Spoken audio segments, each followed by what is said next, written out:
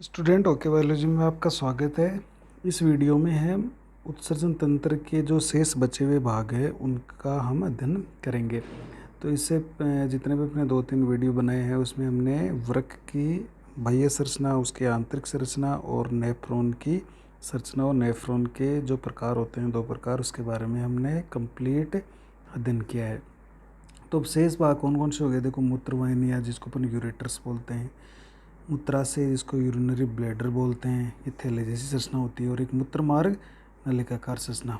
तो ये भी देखिए, मूत्रवाहिनी भी एक नलिका की तरह रचना होती है। ये मूत्राशय वो थैलीनुमा एक पार्ट होगा, चौड़ा थैलेनुमा एक भाग होगा जिसको मूत्र का आशय होगा, ये मूत्र का संचय करेगा। और मूत्र मार्ग ये भी एक नलीनुमा पार्ट होगा।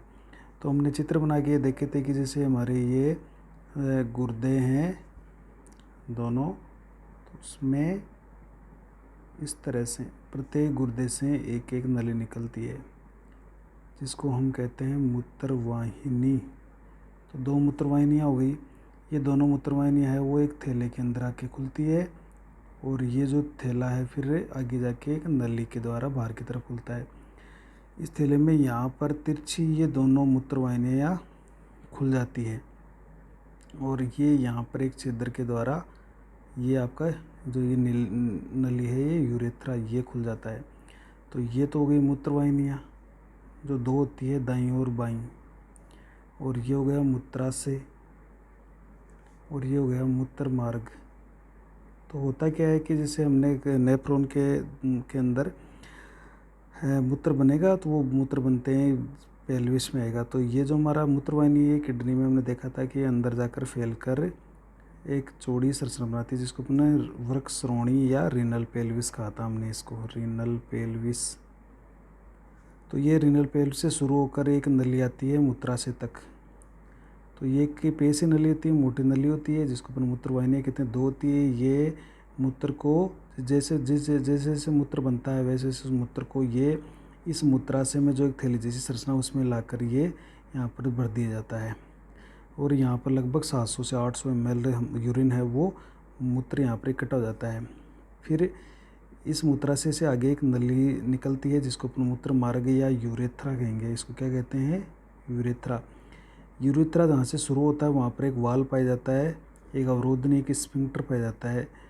स्फिंक्टर जो ये स्फिंक्टर है वो ऐच्छिक होता है। हम जैसे हमारी इच्छा होती है उस इच्छा के अनुसार हम इसको ओपन कर लेते हैं, और जब इच्छा होती है इसको ओपन क्लोज कर लेते हैं। और जैसे ओपन करते हैं तो इस थैले में जो मूत्र भरा हुआ है वो मूत्र है वो इसी नली के द्वारा हम इसको बाहर भेज देंगे। तो ये जो वाल्व होता है, स्फिंक्टर होता है, ये हमारी इच्छा के अनुसार काम करता है। और ये आपका मूत्राशय जो मूत्र को इकट्ठा कर रहा है। अब इसमें देखेंगे, इसमें इसके कुछ इसको देख लेते हैं इसके बारे में। तो सबसे पहले अपन देख लेते हैं मूत्रवाहिनी। तो देखो, मूत्रवाहिनी क्या है? ये जो मूत्रवाहिनी होती है ये क्या होती है? लंबी नलिकाएं होती है, जैसे ये लंबी नलिका और मोटी नलिकाएं होती है। वृक्क के अंदर देखो ये एक फैला हुआ भाग बनाती है कि जिसको अपन वृक्क श्रोणी या रीनल पेल्विस कहा था। तो ये यहाँ से रीनल पेल्विस से शुरू होती है और आकर मूत्राशय में खुल जाती है। कौन? मूत्रवाहिनियाँ। इस मूत्रवाहिनी में देखिए ये क्योंकि इसमें एक पेशी स्तर भी होता है, मतलब एक मोटा इसमें पेशी स्तर पाया जाता है, पेशी स्तर। और उस पेशी स्तर के अंदर इसमें एक कर्माकुंचक की गति होती है। कर्माकुंचक गति मतलब ये यहाँ से जैसे यूरिन आता है यहाँ पर एक कर्माकुंचक गति पैदा होगी, और वो जो कुंचन होगा वो मूत्राशय तक पहुँच जाएगा। तो जो मूत्र आएगा वो फटाफट मूत्राशय की ओर आता रहेगा। तो इसमें एक मोटी पेशीय स्तर होता है जिसमें क्रमाकुंचन की गति पाई जाती है। क्रमाकुंचन की गति क्या करती है? ये मूत्र को मूत्राशय की तरफ आगे बढ़ाने का काम करती है। इसमें देखें तो इसके अंदर इसकी दीवारों में भी एक उपकला का स्तर होता है, एक पेशी स्तर होता है, और फिर अंदर की तरफ एक उपकला का स्तर और पाया जाता है। तो ये तो ध्यान रखिएगा, ये मोटी पेशीय स्तर होता है, इसमें क्रमाकुंचन की गति पाई जाती है। दूसरा देखिए, इसका महत्वपूर्ण भाग है ये मूत्राशय। तो मूत्राशय इसकी संख्या देखो, मूत्राशय की संख्या तो होती है 1, जबकि मूत्रवाहिनियों की संख्या होती है 2, जो आपको दिख रही है। ये देखिए थैलीनुमा पार्ट है। अब इसमें क्या होता है, इसके अंदर ये इस तरह का एक पार्ट होता है, ये इसका नीचे का भाग है वो त्रिकोणीय होता है। ये इसमें यहाँ पर तिरछी आकर मूत्रवाहिनियाँ खुलती है और एक यहाँ पर छिद्र होता है, और वो छिद्र है वो यूरेथ्रा का होता है। जैसे ये यूरेथ्रा यहाँ आकर खुल रहा है और इसके अंदर एक वाल लगा हुआ है, तो ये इस तरह से कि ये त्रिकोण बन रहा है इस तरह से। तो इसका ये पार्ट जो नीचे वाला भाग है ये त्रिकोणीय होता है, इसको अपन बोलते हैं ट्राइगोन। क्या बोलेंगे इसको? ट्राइगोन। इसको ट्राइगोन कह देंगे हम। तो मूत्राशय के बारे में कई बार इस मूत्राशय से, जिसको अपन यूरिनरी ब्लैडर भी कहते हैं, यूरिनरी ब्लैडर, ये एक ब्लैडर होता है जिसके अंदर यूरिन इकट्ठा होता है, तो इसके बारे में कई बार प्रश्न आ जाते हैं। तो ये मूत्र संचय पात्र की तरह काम करता है, ये पात्र होता है, एक मूत्र संचय पात्र होता है, और थैलीनुमा पार्ट होता है। थैलीनुमा एक अंग है हमारे उत्सर्जन तंत्र का। इसका जो निचला भाग, आपको जिस तरह बताइए, इसका जो निचला भाग है वो त्रिकोणीय होता है, त्रिकोणाकार, जिसको हम क्या कहते हैं? ट्राइगोन।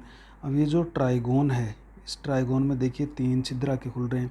यहाँ से जैसे 2 मूत्रवाहिनी आई, ये मूत्रवाहिनियाँ यहाँ कर खुल रही है, ये यहाँ की, और मूत्र को डाल रही है। ये जो छिद्र है, ये छिद्र होता है यूरेथ्रा का, इस मूत्र मार्ग का। तो इसमें से ये यूरिन है वो इस मूत्र मार्ग में जाता रहेगा। तो ये 3 छेद होंगे इस मूत्राशय के अंदर। ये जो मूत्रवाहिनियाँ होती है ये इस मूत्राशय में आकर थोड़ी तिरछी खुलती है। अब तिरछी खुलने का कारण ये है कि जब मूत्राशय का संकुचन होता है तो जो मूत्र है वापस इस मूत्रवाहिनियों में नहीं जाए, इसलिए ये थोड़ी तिरछी आकर यहाँ पर मूत्राशय में खुल जाती है। तो ट्राइगोन में क्या होता है? ट्राइगोन में 3 छेद होते हैं। तो 3 छेद में 2 तो मूत्रवाहिनियों के छेद, 2 तो किसके हो गए? मूत्रवाहिनियों के छेद हो गए, प्लस 1 हो गया मूत्र मार्ग का। तो इस तरह से 3 छेद इस ट्राइगोन में, जो कि मूत्राशय का निचला पार्ट है, उसमें 3 छेद पाए जाते हैं। तो यहाँ इन दोनों से तो मूत्राशय में आके बढ़ता रहेगा, और ये जो छेद होगा एक मूत्र मार्ग, उससे मूत्राशय को खाली कर दिया जाता है। अब ये जो यूरेथ्रा होगा, अब ये यूरेथ्रा के अंदर, जहाँ से यूरेथ्रा शुरू होता है वहाँ पर एक ऐच्छिक वाल्व पाया जाता है, जो कि हमारे अंदर ऐच्छिक होता है। हम जब इच्छा होती है उस वाल्व को ओपन कर लेते हैं, और जब इच्छा होती है उस वाल्व को हम क्लोज कर लेते हैं। अब मूत्राशय की, चूँकि ये थैला है मूत्राशय, तो इसकी अगर दीवार देखें तो मूत्राशय की दीवार में 4 स्तर होते हैं। बहुत ही ये इम्पोर्टेंट है, 4 परतें पाई जाती है। तो सबसे जो बाहरी स्तर होता है उसको तो बोलते हैं अपन पेरिटोनियम। ये देखो उपकला का बना होता है, सबसे बाहर होता है ये, सबसे बाहर की तरफ, और उपकला स्तर होता है ये, उपकला का बना हुआ होता है जो कवरिंग बनाता है उपकला तक। तो पहला पार्ट तो इसका ये हो गया। दूसरा पार्ट होता है इसका संयोजी संपुट, कैप्सूल होता है इसके ऊपर, जो कि संयोजी ऊतक का बना होता है और मजबूत, चूँकि संयोजी ऊतक कनेक्ट करता है, और इसमें कोलेजन तंतु, मजबूत जो तंतु होते हैं कोलेजन तंतु, वो इसके अंदर ज़्यादा पाए जाते हैं। तो ये एक मजबूत, इस पर एक संपुट आवरण चढ़ा रहता है जो इसको फटने नहीं देगा, इसको सुरक्षित रखेगा। और तीसरा होता है, देखो इसके अंदर एक पेशी स्तर मसल्स लेयर भी होगी। तो इसके अंदर मोटा एक पेशी स्तर होगा, मोटा पेशी स्तर, क्योंकि इसके अंदर यूरिन इकट्ठा होता है तो इसका मजबूत रहना बहुत ज़रूरी होता है। तो इसमें मोटा स्तर होगा, और इसके अंदर वर्तुल पेशियाँ पाई जाती है, वर्तुल पेशियाँ पाई जाती है, और वो भी अरेखित चिकनी पेशियाँ होती है, अरेखित पेशियाँ इसके अंदर पाई जाती है। और लास्ट जो होता है बहुत ही महत्वपूर्ण, देखो इसके अंदर, इसको बोलते हैं अपन संक्रामी उपकला ऊतक, बहुत ही महत्वपूर्ण है ये। इसको अपन ट्रांजिशनल एपिथेलियल टिश्यू बोलते हैं, एपिथेलियल टिश्यू। ये बहुत ही इंपॉर्टेंट है इसमें। ये क्या करता है, ये जो बहुत एक स्पेशल टाइप का ऊतक होता है ये उपकला का, संक्रामिक, या जिसको ट्रांजिशनल एपिथेलियल टिश्यू कहते हैं। ये बहुत ही विशेष प्रकार का एक संयोजक होता है, स्पेशल विशेष संयोजक, ये विशेष उपकला ऊतक होता है, उपकला ऊतक। अब इसमें क्या होता है कि इसमें प्रसारण की बहुत ज़्यादा क्षमता पाई जाती है, प्रसारण, या जिसको अपन कहते हैं, जिसको अपन क्या कहेंगे, या इसको मान लो फैलाव की, प्रसार या फैलाव, मतलब ये फैल सकता है, एक सीमा से ज़्यादा भी ये फैल सकता है, जिसको अपन स्ट्रेचिंग बोलते हैं। स्ट्रेचिंग मतलब ये स्ट्रेच हो सकता है, इसे फैल सकता है। तो इसमें प्रसार या फैलाव की अद्भुत क्षमता होती है। इस कारण से देखो ये हम इसमें क्या है, एक सीमा से भी ज़्यादा मूत्र को इकट्ठा कर सकते हैं। तो मूत्राशय में अधिक मात्रा में मूत्र को इकट्ठा किया जा सकता है और लगभग इसके अंदर 700 से 800 ml तक मूत्र को हम एकत्र कर सकते हैं। इतना बड़ा ये थैला होता है, देखिए। तो इसमें ध्यान रखिएगा, ये संक्रामक उपकला ये फैल सकता है। तो जब कुछ विषम परिस्थिति होती है, जब अपन यूरिन को बाहर नहीं निकाल सकते हैं, तब भी ये मूत्र को एक्स्ट्रा मात्रा में भी फैल कर उसको स्टोर कर सकता है। ये हो गया मूत्राशय की बात। और अब लास्ट अपन पढ़ लेते हैं। देखिए तीसरा जो मूत्र मार्ग होता है, मूत्र मार्ग जिसको अपन बोलते हैं आपका यूरेथ्रा, क्या कहेंगे, यूरेथ्रा। ये मूत्राशय हो गया। और मूत्राशय से जो पार्ट आगे खुलता है उसको अपन बोलते हैं, ये हो गया आपका मूत्र मार्ग, यूरेथ्रा। अब इसमें क्या होता है, ये जहाँ से निकलते हैं यहाँ पर एक प्रोस्टेट ग्लैंड पाई जाती है नर के अंदर, मादा में ये होती नहीं है। और यहाँ पर शुक्राशय से और जो शुक्रवाहिनी आ रही है वो दोनों नलिकाएं जुड़कर एक होकर फिर इसके अंदर आकर ये ओपन हो जाती है। इसको स्खलन वाहिनी बोलते हैं, स्खलन वाहिनी। मतलब एक तो शुक्राशय से आई और एक शुक्रवाहिनी होती है, ये दोनों यहाँ पर आकर ओपन हो जाती है, देखो यहाँ पे। और फिर आगे का पार्ट है वो इसके अंदर सिसन के अंदर पाया जाता है इसका, और ये फिर एक छिद्र के द्वारा यहाँ पर बाहर की तरफ ओपन होगा। तो ये भी एक नलिकानुमा पार्ट है जो मूत्र मार्ग होता है। ये भी क्या होता है, एक नलिकानुमा पार्ट है, नलीनुमा अंग है। और ये क्या करता है, ये मूत्र को मूत्राशय से बाहर ले जाने का काम करता है। अब इस मूत्र मार्ग के देखो दो कार्य हैं बहुत ही स्पेशल नर के अंदर। तो एक तो होता है मूत्र का विसर्जन और दूसरा इसका इम्पोर्टेंट काम है, एक तो मूत्र का विसर्जन और दूसरा काम हो गया वीर्य का निष्कासन करना। दोनों का मार्ग यही है। तो यहाँ पर मूत्र भरा है तो मूत्र भी इसी में से आएगा, और ये यहाँ पर वीर्य आता है तो वो वीर्य भी इसी से आता है। तो दोनों का एक ही मार्ग है। तो ये दोनों का काम करता है, मूत्र विसर्जन का भी काम करता है और वीर्य निष्कासन का भी काम करता है। इस कारण चूँकि दोनों काम करता है इसलिए हम मूत्र मार्ग को क्या कह सकते हैं, मूत्र जनन मार्ग भी कहते हैं, क्योंकि ये दोनों का काम करता है। मूत्र का भी काम करता है और जनन मार्ग का मतलब वीर्य को लाता है, और वीर्य में क्या होते हैं, शुक्राणु होते हैं। तो ये दोनों तरह का, ये एक ही जो अंग है वो दोनों तरीके से काम करता है।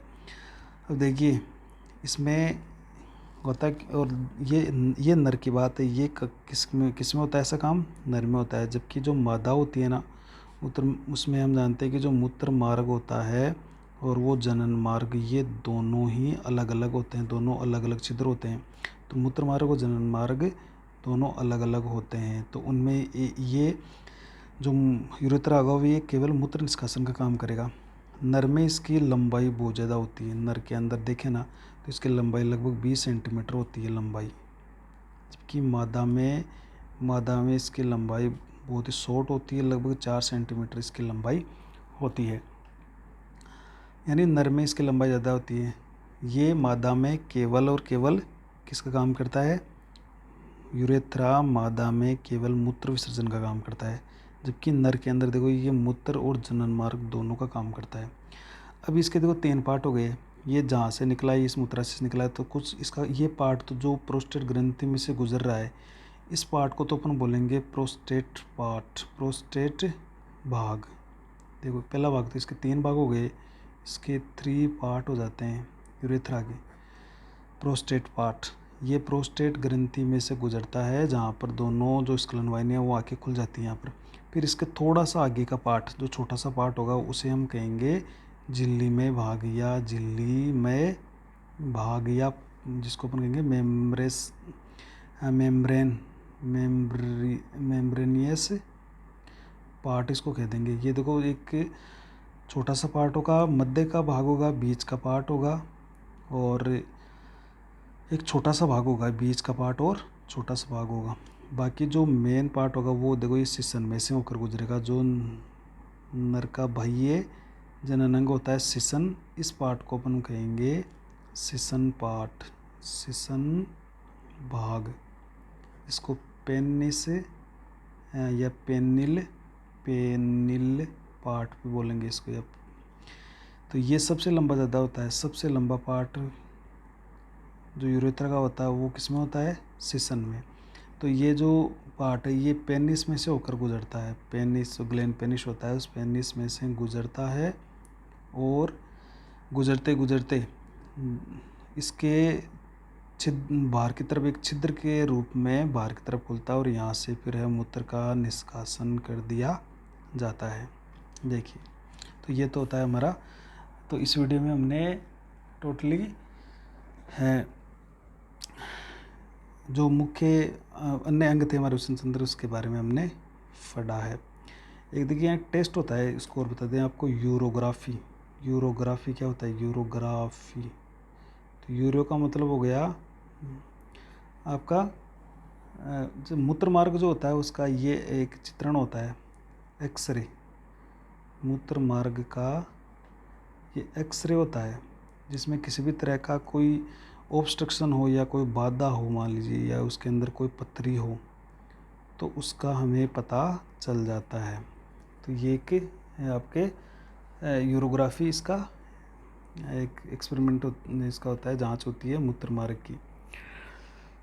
तो इस वीडियो में हमने जो महत्वपूर्ण अंग थे वो देख लिए हैं। नेक्स्ट वीडियो में हम मूत्रसर्जन की जो मूत्र मार्ग की या मूत्र निर्माण की जो प्रक्रिया है उसके बारे में देखेंगे।